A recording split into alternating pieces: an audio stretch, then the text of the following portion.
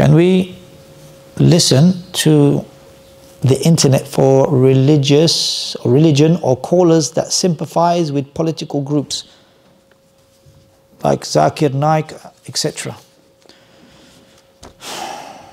With political groups, they sympathize with these political groups. Do they call to Tawhid? No, they emphasize politics. Their dawah is politics, not the politics based upon Islam. Because we also have something called siyasatu shar'iyyah, Islamic politics. But it's not this politics that they are referring to. Islamic politics is you start with Tawhid. You start with your family. You be an Imam in your household, a guide in your household. وَجَعْلَنَا الْمُتَّقِينَ إِمَامًا. Make us amongst the pious ones an Imam. Shaykh Ubayd Hafidullah said, you're in your household. That's where you start. That is our politics. We start in a house. My siyasa is my children and my family. قُوا أَنفُسَكُمْ وَأَهْلِكُمْ نَارًا. This is where it begins. Save yourselves and your family as fuel as men and stone. And you build in your neighbors, your community. You give da'wah to Tawhid and Sunnah. You occupy the people with that, with the other type of politics, with the people just seeking the kursi, yani the position. And then what? Shaykh Al-Bani rahimahullah said a beautiful statement. ترجو النجاة ولم تسلك مسالكها. You want success, but you don't tread its path. إن السفينة لا تجري على اليبس. The ship cannot sail through dry land. The ship needs a foundation. Tawheed, Sunnah, Aqidah, Ibadah. Foundation. Then the ship will sail. But many people are hasty. من استعجل شيئا قبل أوانه عوقب بحرمانه. Whoever hastens something before its time will be met without reaching his goal. And that is the reality.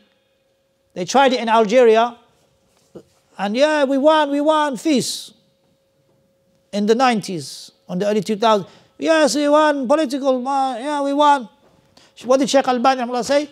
It's just like fireworks. You know, firework, how long does it stay up in the sky?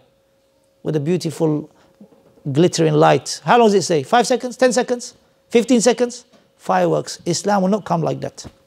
Islam will come by manhaj al-nabuwah, by the prophetic manhaj that we've mentioned today, and the scholars have mentioned of Ahl-Sunnah. Islam will only come by that way. It is the long way, but in reality it's the shortest way. وَأَنَّ هَذَا صِرَاطٌ مُسْتَقِيمًا فَاتَّبِعُوهُ وَلَا تَتَّبِعُوا السُّبُلَ فَتَفَرَّقَ بِكُمْ عَنْ سَبِيلِهِ ذَلِكُمْ وَصَّاكُمْ بِهِ لَعَلَّكُمْ تَتَّقُونَ. That is what Allah advises us with. As for this individual, then I've heard statements from him directly, I've heard statements from him on the internet and what he says. And yes, the first, learn the deen of Allah subhanahu wa ta'ala before speaking about it. If he is proficient in the Bible, then stick to that. Don't talk about the deen of Allah subhanahu wa ta'ala without knowledge. وَأَن تَقُولُ اللَّهِ مَا لَا تَعْلَمُونَ. That you speak about Allah while you do not know.